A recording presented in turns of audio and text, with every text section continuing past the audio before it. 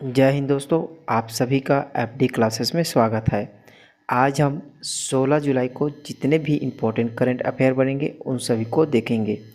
यदि आपको किसी भी क्वेश्चन में किसी भी प्रकार का डाउट हो तो कमेंट ज़रूर कर देना है। यदि आप हमारे वीडियो में पहली बार है तो चैनल को सब्सक्राइब, लाइक और शेयर ज़रूर करें। साथ ही बेल आइकन को प्रेस करें जिससे कि आपको नोटिफिकेशन मिल सके। चलिए आज का पहला प्रश्न देखिए। निम्न में से क्या सही है? आपको 4 ऑप्शन दिए गए हैं। इनमें से किसे किस विभाग दिया गया है आपको इसमें बताना है। इनमें से पहला ऑप्शन देखिए, डिप्टी सीएम सीधे को ऊर्जा विभाग दिया गया है। दूसरा ऑप्शन है रविंद्र चौबे को शिक्षा विभाग दिया गया है और ताम्रध्वज साहू को कृषि विभाग दिया गया है। इनमें से सही आंसर क्या होगा? उपरोक्त में से सभी सही हैं। इनमें डिप्टी सीएम सीधे को ऊर्जा विभाग दिया गया है, रविंद्र चौबे को शिक्षा विभाग दिया गया है और ताम्रध्वज साहू को कृषि विभाग दिया गया है। याद रखेंगे अभी मंत्रिमंडल में परिवर्तन हुए हैं, इसलिए उनके विभाग में भी परिवर्तन हुए हैं। डिप्टी सीएम सीधे को याद रखेंगे, यह अंबिकापुर से विधायक हैं। रविंद्र चौबे साजा से विधायक हैं और ताम्रध्वज साहू दुर्ग से विधायक बने हैं। चलिए ध्यान देंगे, डिप्टी सीएम सीधे को स्वास्थ्य के साथ ऊर्जा विभाग का अतिरिक्त प्रभार सौंपा गया है। रविंद्र चौबे से कृषि विभाग लेकर स्कूल शिक्षा विभाग की जिम्मेदारी सौंप दी है। ताम्रध्वज साहू को उनके मौजूदा विभाग के साथ कृषि विभाग को दिया गया है। नए मंत्री मोहन मरकाम को अनुसूचित जाति, जनजाति, अन्य पिछड़ा वर्ग एवं अल्पसंख्यक कल्याण विभाग का मंत्री बनाया गया है। चलिए नेक्स्ट क्वेश्चन देखिए। पृथ्वी अवार्ड 2023 से किस राज्य को सम्मानित किया गया? इनका सही आंसर होगा पृथ्वी अवार्ड 2023 से छत्तीसगढ़ को सम्मानित किया गया है। याद रखेंगे दोस्तों, बहुत ही इंपॉर्टेंट क्वेश्चन है। आपको इनमें से एक न एक क्वेश्चन आपको देखने को मिल सकते हैं, इसलिए इनके सही पॉइंट को अच्छे से याद रखेंगे। छत्तीसगढ़ के बारे में याद रखेंगे, छत्तीसगढ़ का गठन मध्य प्रदेश पुनर्गठन अधिनियम 2000 को किया गया है। याद रखेंगे 1 नवंबर 2000 को छत्तीसगढ़ का गठन किया गया है। देश का यह 26वां क्रम का राज्य है। याद रखेंगे देश का यह 26वां क्रम का राज्य है। इसे 9वीं पंचवर्षीय योजना में गठन किया गया। इसे भी याद रखें, कई बार क्वेश्चन बने हुए हैं। 9वीं पंचवर्षीय योजना में छत्तीसगढ़ का गठन किया गया है। याद रखेंगे मध्य प्रदेश से इसे अलग कर बनाया गया है। छत्तीसगढ़ का न्यायधानी बिलासपुर में है। इसे भी याद रखेंगे, देश का 19वां क्रम का न्यायधानी है। इसे याद रखना है, 19वां क्रम का न्यायधानी बिलासपुर में है। चलिए याद रखेंगे, छत्तीसगढ़ राज्य लघु वनोपज संघ को वैश्विक स्तर पर ESG यानी पर्यावरण, सामाजिक कल्याण और सुशासन के क्षेत्र में उत्कृष्ट कार्य करने के लिए सरकारी श्रेणी अंतर्गत पृथ्वी अवार्ड 2023 से नवाजा गया है। याद रखेंगे पर्यावरण, सामाजिक कल्याण और सुशासन के क्षेत्र में उत्कृष्ट कार्य के लिए पृथ्वी अवार्ड 2023 से सम्मानित किया गया है। यह पुरस्कार भारत के कानून और न्याय मंत्री श्री अर्जुन मेघवाल द्वारा प्रदान किया गया। याद रखेंगे किसने यह प्रदान किया है? तो अर्जुन मेघवाल प्रदान किए हैं। इस दौरान प्रदेश में ग्रामीण विकास और आर्थिक सशक्तिकरण को बढ़ावा देने के लिए NGO स्वयंसेवक श्रेणी में राज्य के 2 सहायता समूहों को भी सम्मानित किया है।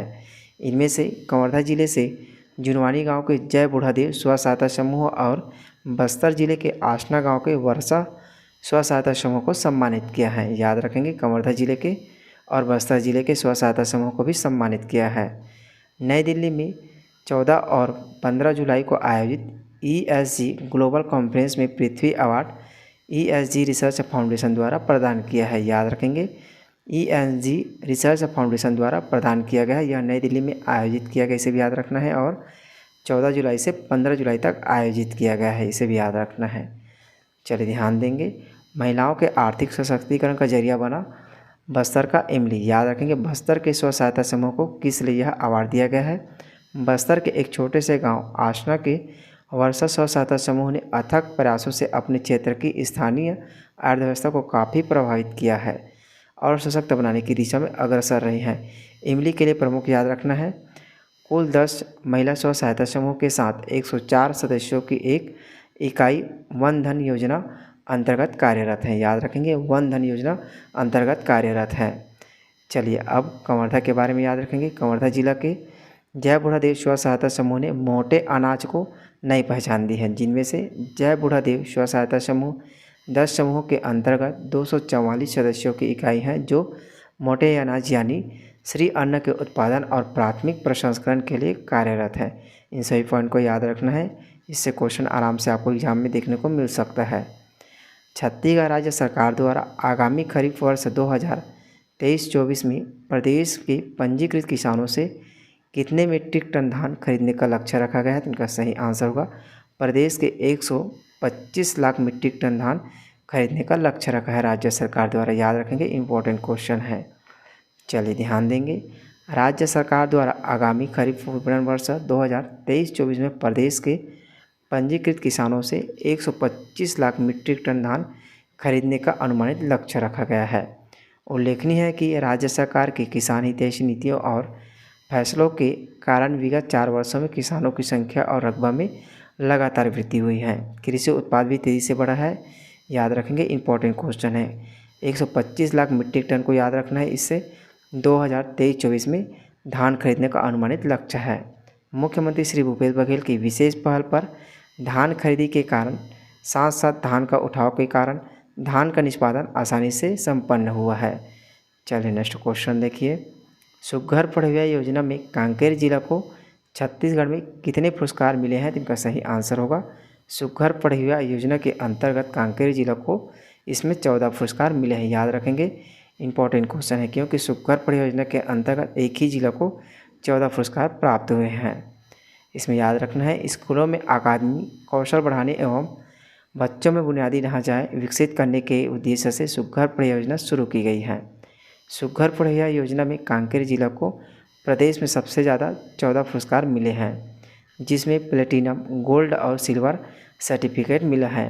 प्राइमरी स्कूल को 13 और मिडिल स्कूल को सर्टिफिकेशन भी मिला है, जिसे 15 अगस्त को सम्मानित किया जाएगा। याद रखेंगे, 15 अगस्त को कांकेर जिला को सम्मानित किया जाएगा। अब कांकेर जिला के बारे में याद रखना है। कांकेर जिला का गठन 1998 में किया गया है। याद रखना है, 1998 में कांकेर जिला का गठन किया गया है। इसमें याद रखना है, कांकेर जिला से आरी डोंगरी की पहाड़ी और रावघाट की पहाड़ी को जरूर याद रखेंगे, क्योंकि रावघाट की पहाड़ी से भी वर्तमान में भिलाई स्टील प्लांट को लौह अयस्क की पूर्ति की जा रही है, इसलिए आपको इसके याद रखना है। नदी में याद रखेंगे दूध नदी में मलाज कुंडम जलप्रपात भी स्थित है, इसे भी याद रखना है दूध नदी के बारे में। साथ ही याद रखना है चारामा की पहाड़ी को भी याद रखना है। इसमें आरी डोंगरी की पहाड़ी और गडरिया पहाड़ को भी याद रखना है, इसमें कई बार क्वेश्चन बनाए हुए हैं। साथ ही मैना परियोजना को भी याद रखना है। मैना परियोजना मैनी नदी पर बनाया गया है, इसे याद रखना है। इन सभी पॉइंट को याद रखेंगे। चलिए नेक्स्ट क्वेश्चन देखिए। हाल ही में इंदिरा कला संगीत विश्वविद्यालय खैरागढ़ का विस्तार कर निम्न में से कहाँ अध्ययन केंद्र खोला जाएगा? तो इनका सही आंसर होगा रायपुर में इंदिरा कला संगीत विश्वविद्यालय खैरागढ़ का विस्तार कर रायपुर में एक अध्ययन केंद्र खोला जाएगा। याद रखेंगे, इंपॉर्टेंट क्वेश्चन है। रायपुर जिला के बारे में याद रखेंगे। रायपुर जिला का गठन 1861 में किया गया है, इसे याद रखना। 1861 में जिला बनाया गया है और 1862 में याद रखना है इसे संभाग बनाया गया है। साथ ही याद रखना है रायपुर जिला में महादेव घाट को याद रखना है और खारू नदी को याद रखना है। जसपुर के बारे में याद रखना है। जसपुर जिला का गठन रायगढ़ से अलग कर 1998 में इनका गठन किया गया है, इसे याद रखना है। जसपुर में मुख्य रूप से याद रखना है बक्साइट भंडार के लिए याद रखना है। जसपुर में बक्साइट का सबसे मात्रा में पाया जाता है, जिसमें पंडरा पाट याद रखना है, खोड़िया पहाड़ याद रखना है और साथ ही दातुन पानी और जसपुर पाट प्रदेश को याद रखना है। इन सभी पॉइंट को याद रखेंगे। नदी में याद रखना है, जिसमें कन्हार नदी और ईब नदी इसमें से प्रमुख है। कन्हार नदी का उद्गम कहाँ से हुआ है? तो इनका उद्गम हुआ है बखौना चोटी से। कन्हार नदी का उद्गम बखौना चोटी से हुआ है और ईब नदी का उद्गम इसमें याद रखना है खोरजा पहाड़ी से ईब नदी का उद्गम हुआ है, इसे भी याद रखना है। साथ ही याद रखना है इसमें जलप्रपात बहुत सारे हैं, लेकिन इनमें से रानीदह जलप्रपात याद रखना है। क्वेश्चन कई बार इसमें बने हुए हैं। रानीदह जलप्रपात याद रखना है इसमें, और इनके साथ ही दमेरा जलप्रपात और खुड़िया जलप्रपात याद रखना है। राजपुरी जलप्रपात, दानपुरी जलप्रपात याद रखना है और भृंगराज जलप्रपात याद रखना है। इन सभी पॉइंट को याद रखेंगे। गुफा में इसमें याद रखना है खुड़िया रानी की गुफा याद रखना है। साथ ही कैलाश गुफा याद रखना है, इसमें कैलाश गुफा से भी क्वेश्चन बनाए हुए हैं। आश्रम में याद रखना है, इसमें गहिरा गुरु का आश्रम याद रखना है। मोस्ट इम्पॉर्टेंट में कुनकुरी को याद रखना है, कुनकुरी को, क्योंकि कुनकुरी में ही एशिया का दूसरा सबसे बड़ा चर्च स्थल है। इसे याद रखना है क्योंकि इससे क्वेश्चन बने हुए हैं। चलिए इन सही पॉइंट को याद रखेंगे। मुख्यमंत्री श्री भूपेश बघेल के निर्देश पर एशिया के सबसे बड़े संगीत विश्वविद्यालय इंदिरा संगीत विश्वविद्यालय खैरागढ़ का विस्तार कर रायपुर जिले में ऑफ कैंपस सेंटर खोलने जा रहे हैं। यह अध्ययन केंद्र छत्तीसगढ़ पाठ्य पुस्तक निगम के पेंशन स्थित पुराने भवन में खुलेगा। ऑफ कैंपस सेंटर को खोलने के लिए विश्वविद्यालय की कुलपति मुख्यदा मतलब ममता चंद्राकर ने मुख्यमंत्री को पत्र लिखा है। कुलपति के पत्र पर मुख्यमंत्री ने सहमति दी है। रायपुर में ऑफ कैंपस सेंटर के साथ ही इसी वर्ष दुर्ग, बिलासपुर, सरगुजा और बस्तर में भी 4 अन्य संगीत कॉलेज खोलने की अनुमति मिली है। चलिए नेक्स्ट क्वेश्चन देखिए।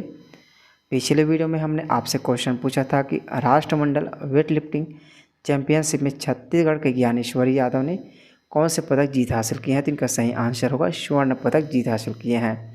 याद रखेंगे, बहुत ही इंपॉर्टेंट है। ज्ञानेश्वरी यादव ने राष्ट्रमंडल वेट लिफ्टिंग चैंपियनशिप में स्वर्ण पदक जीत हासिल किए हैं।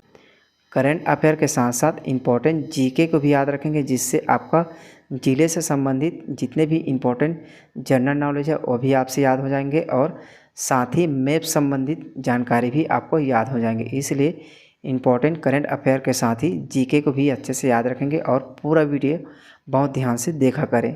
अब आपके लिए आज का क्वेश्चन है, छत्तीसगढ़ के कितने शासकीय अस्पतालों को केंद्रीय स्वास्थ्य एवं परिवार कल्याण मंत्रालय द्वारा NQS प्रमाण पत्र प्रदान किया गया है। इनका सही आंसर आप कमेंट बॉक्स में ज़रूर दीजिएगा। चलो मिलते हैं अगली वीडियो में। जय हिंद, जय छत्तीसगढ़।